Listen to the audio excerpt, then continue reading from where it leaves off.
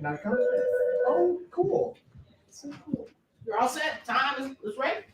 Doing it? No, I said you doing the intro, bro. Bro, we wait for you. Oh my God. Here we go. Yeah, she did. Good morning. It's always me. Good morning. Good morning. Good morning. Good morning. It is a great day to be a Warhawk. We're live. Here are your morning announcements. So we're gonna wait. Just let them know. We wait for the announcement to go away. Facebook pages, Snapchat pages, Instagram pages of other students.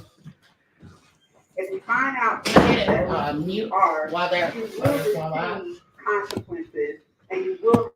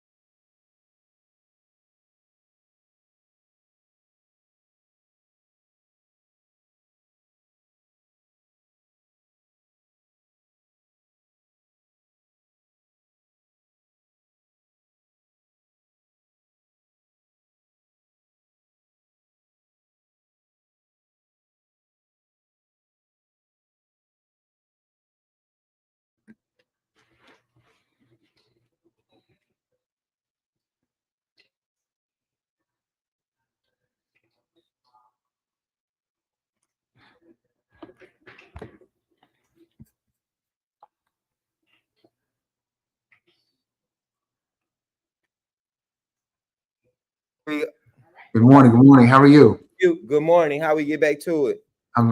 Hey, how you doing, brother? Doing good. Miss could you help us out? Get back to it. I can't see George right now. I need to see him. Okay. There we go. There we go.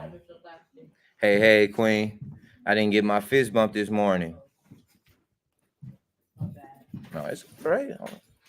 I don't wait till they come back up. They getting me together. No, it's all good. There we go. Man, look at that. It takes a village. Like I said, I don't know if you heard me, Ms. George. I got to make sure I do my rounds in the morning. I got to talk to staff. I got to talk to students. I need fist bumps. It's Friday. No telling what was the night like. Did you eat? I have some snacks for you if you need it. And like I just told Queen, I was a little disappointed because I didn't get my fist bump this morning. Oh, man. Well, look, man. Here's one through the camera. Yes, sir. Man, let's start it off. Thank God it's Friday. Woo! It's Friday. And the only ones that's clapping right now and celebrating are the ones that put in work, because we understand that Friday is a time to fellowship, time to replenish our grind, time to refill. Tomorrow. You got a game tomorrow. See, I remember those times too, but right now I still have a game tomorrow as well. I have to still read. I have to still apply myself. And that's actually a great segue into it, Mr. George, because guess what? That's a part of lifelong learning right there. I still have to wake up in the morning. I'm still in my doctoral classes. I'm still having to read some article reviews. I have to do a lot of those different things. So shout out to you. And I'm gonna let you guys do it because I end up taking it over. I'm gonna let y'all do it. Go ahead. Go ahead. Okay. Let me scoot it back. Get everybody in camera. I want everybody in camera. Okay. Go ahead. Welcome to the Central Middle School Podcast, where we explore the amazing stories, talents, and achievements of the amazing people from all over the universe. I'm Kimani, your host today. Each week, we'll dive into inspiring interviews, fun discussions, and all the happenings around our school community. From classroom innovations to extracurricular adventures, we're here to celebrate the spirit of Central Middle School. So get ready to join the conversation. Let's get started. Whoop, whoop. Let's get it started. It's the Vice Principal, Mr. Claxton, coming all the way down from the 3rd floor, hailing from the teal team and half of the green team. Shout out to you guys, home of the mighty, mighty, mighty Warhawks. Yes, yes. Where the grind never stops. Head us off. Introduce yourself.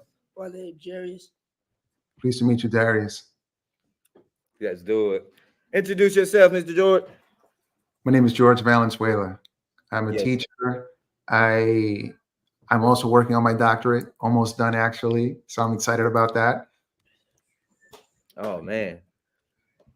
Shout out to y'all. Could we get a round of applause out of my audience? Come on, we got a live audience. This is recorded in front of a live audience. Most definitely. Shout out to you guys. Let's kick it off. Let's kick it off. Okay, so Hold on. I'm so sorry because I actually had a moment to where when Miss Cook actually came to me, she said that George will be the one, Mr. Claxton, that'll be with your podcast. And I remember coming on this journey of being a vice principal last year.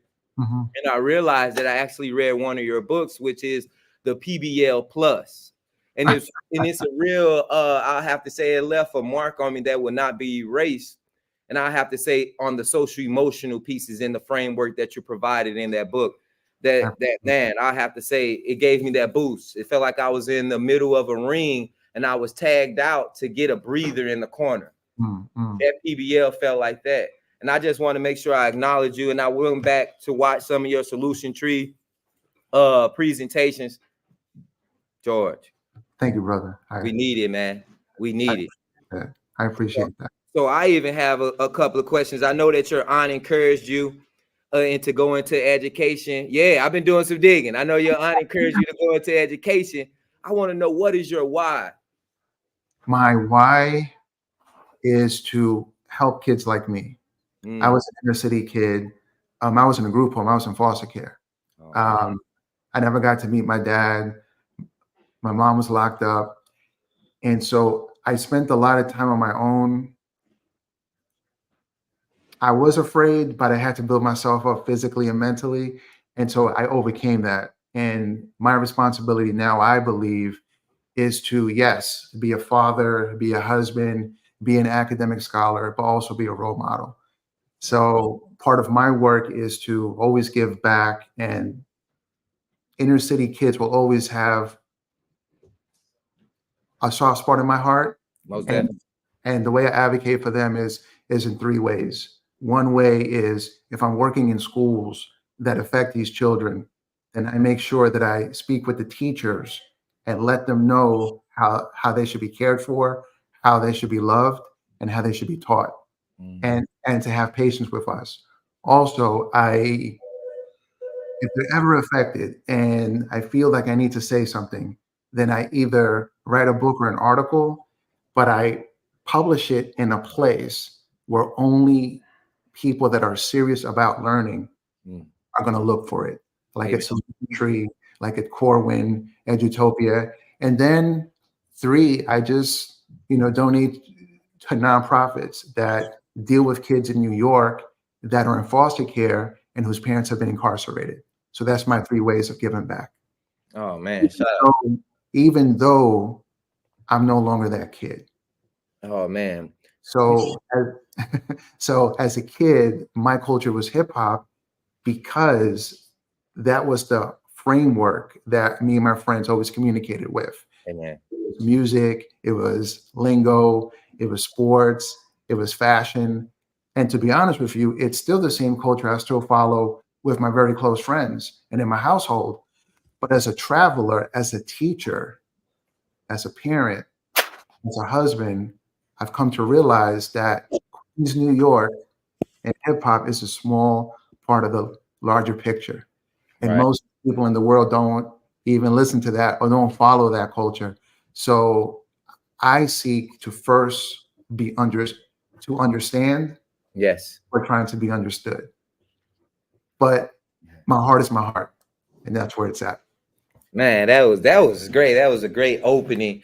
And just based off of just that question alone, I just heard a lot of things that we are so relatable on, of just coming back from that inner city, understanding that we communicate through hip hop, through the African diaspora way, which is being energetic, having that high energy and that high vibe.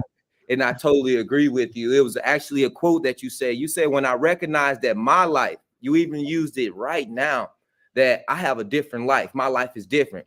You said, when I recognize that my life is an inside job, everything changed. It wasn't instant, but it did over time.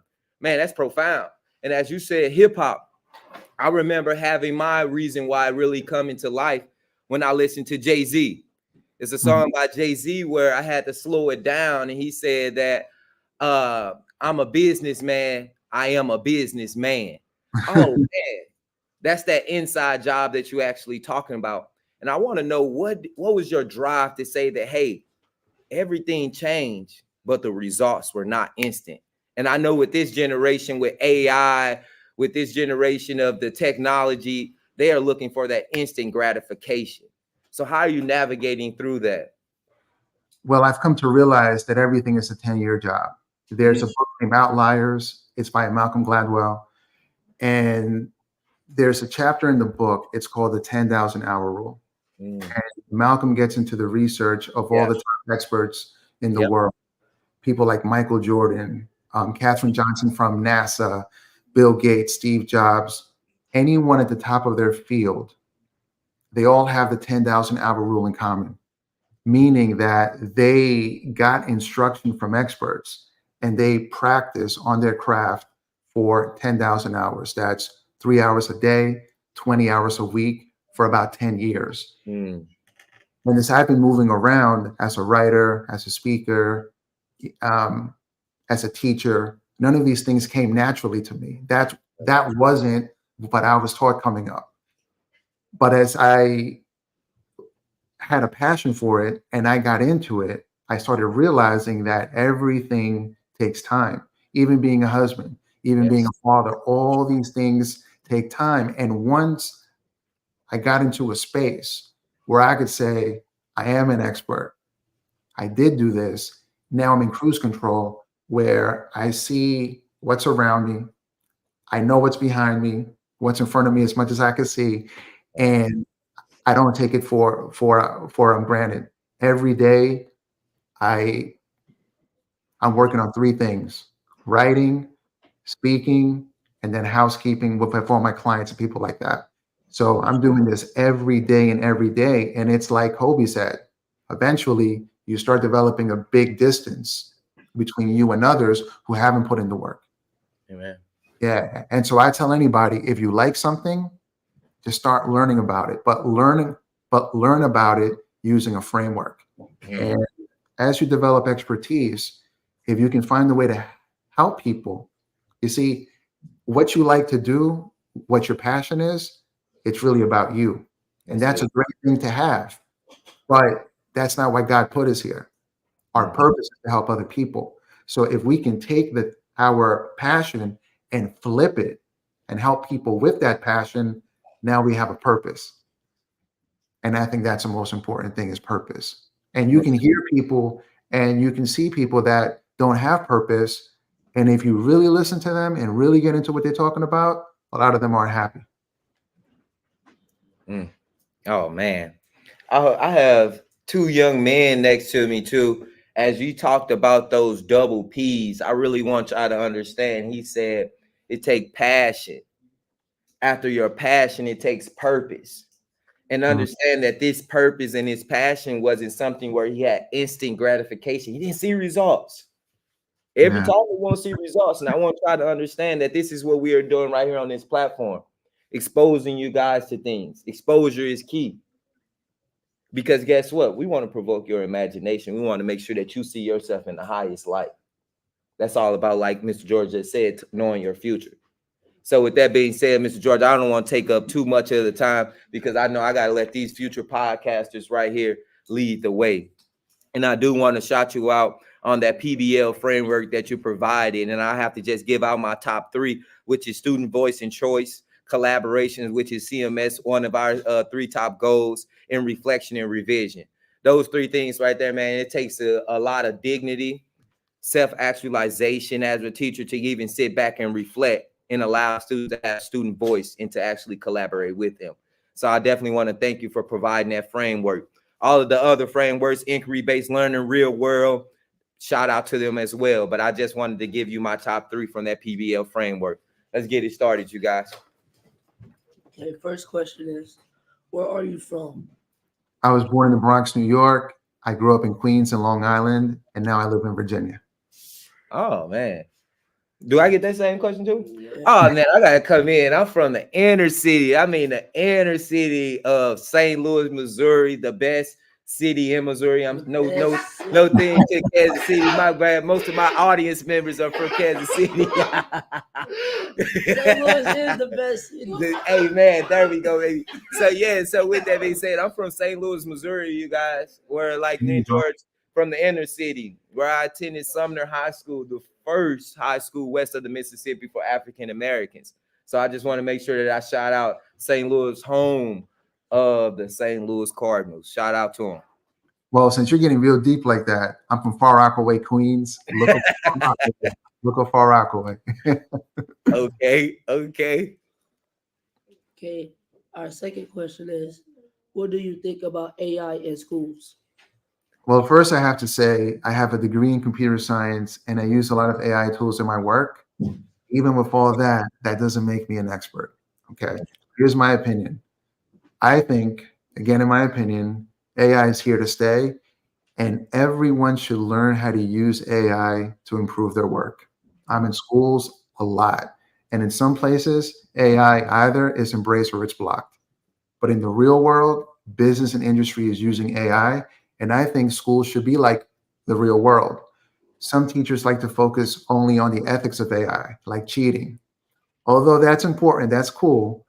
I think we also need to teach kids how to use AI tools responsibly and for the greater good of themselves and people like them. Let me repeat that.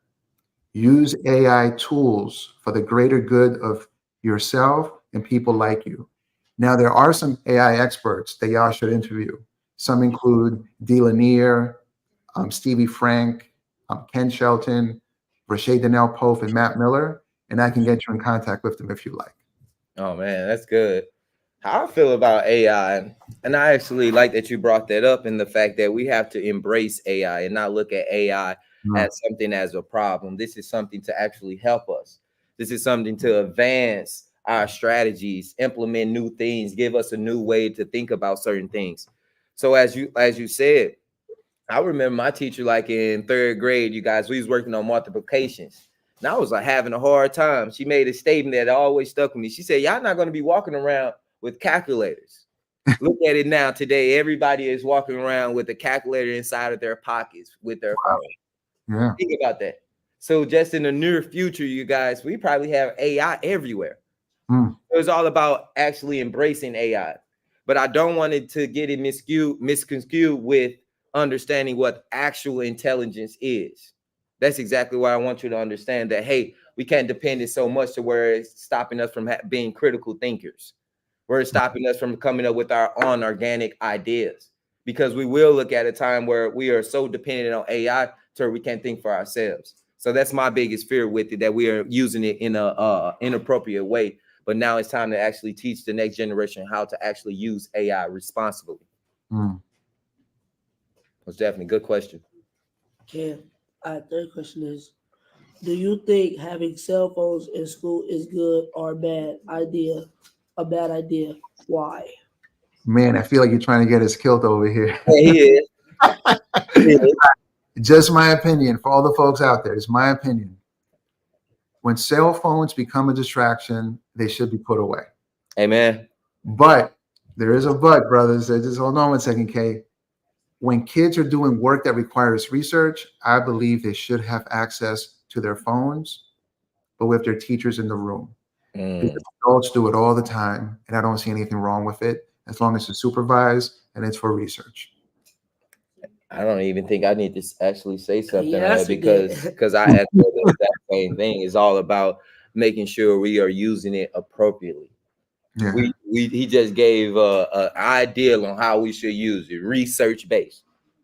Research is not looking at TikTok. It can incorporate TikTok, but at the same time, we know once it becomes a distraction from the main goal of teaching and learning, that's when we need to start putting in implements and policies in place on how to make sure that we are strategically using cell phones inside of the classroom. Great question, though. That was almost like playing devil advocate, but that was a great question. Okay. Our fourth question is, what is your favorite book? Oh, that's a good question. It is a good question. Outside of scripture, my favorite book is called The New Earth, Awakening to Your Life's Purpose. It's by Eckhart Tolle. Okay. And the book is about knowing who you are. And here's a hint. Who you are in the physical, it's not really who you are. Yeah. And also being present in every moment of your life. That book really changed my heart, really changed the way I look at life, and it helped me become an adult. Oh man, that's good. I'm starting off, you guys. I remember with Mr. Matthews, like I said, I come from the inner city where books was nothing to be paraded about. And books were like, oh man, you reading a book? You have a book in your hand? It was Mr. Matthews' class actually where I sat down and fell in love with books. He read the book Bud Not Buddy to me in 5th grade. Oh man, I related so much with Bud Not Buddy, and just to have that imagination spark to be like, oh man, I felt like I was actually on a journey with Bud Not Buddy, and actually provoked me to say, man, I'm gonna have to read more books so I can take this journey, understanding that, hey, that was my way out, really, you guys, and on the west side of St. Louis, reading books. Oh, I can read this book. I can watch the Cosby Show and really picture myself as being one of the members in the Cosby Show. I can actually play this position. I can be outside of my environment. So whenever my teacher used to tell me like, hey, you guys, I want to make sure that you are viewing holistically outside of your environment, books was that escape for me. Definitely Bud Not Buddy. I'm starting off with Bud Not Buddy. Most definitely. Okay, not bad, not bad. Okay, so our other question is, who is your role model?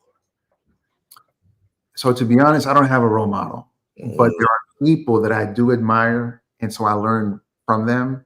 People that you might know would be Rakim, 50 Cent, Tupac, Okay. Mike, Arnold Schwarzenegger, Bruce Lee, President Obama.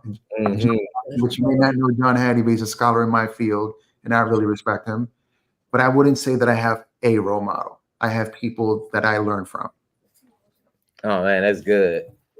That's good. Oh man, he took that right out. So I'll have to say my role models was my grandmother, my late grandmother, Yearline Harris. I will always bring her name up and put her into the atmosphere as she's now with the ancestors. But I have to say, having just some of those late night conversations with my great grandmother, just being raised by Yearline Harris and understanding all of the things that she was putting into me, like she always come up with a good quote. Like a quote right now that I'm really walking with is the faith of a mustard seed. Like she always say, Ken, you have to have the faith of a mustard seed. Even though you can't see the full picture, make sure that you look down and you can see the next foot that you need to move forward. So I have to say my grandmother, and she was a teacher, which put me into the position to say, hey, I'm gonna make sure I pour into the students how she poured into those students just like that. Because man, we used to have students coming over for dinner and things. I was like, man, why they over here, grandma? What's going on? Everybody don't have a grandmother. Everybody don't have the same situation that you are in. Don't think your situation is greater than the next man. So that's what she really instilled into me, and with all of the different quotes.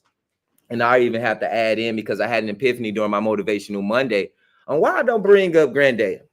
I said I don't bring up Granddad too much because Granddad wasn't about talking. He wasn't talking at all. He'll probably say 1 or 2 words to you, but after that, everything else is about action. So he put that real work ethic in me to say, hey, we just can't talk about it. We actually have to work about it. I do want to tell the kids something though, okay? So if you notice that Mr. Claxton, he brought up his family as his role model, but I didn't. So I do want to say something, that the normal thing, the way it should be your grandparents, your mom and dad, your aunts. It should be. But when you don't grow up with a family and you're in foster care, group home or something like that, then the athletes and the rappers and folks like that are going to be your role models.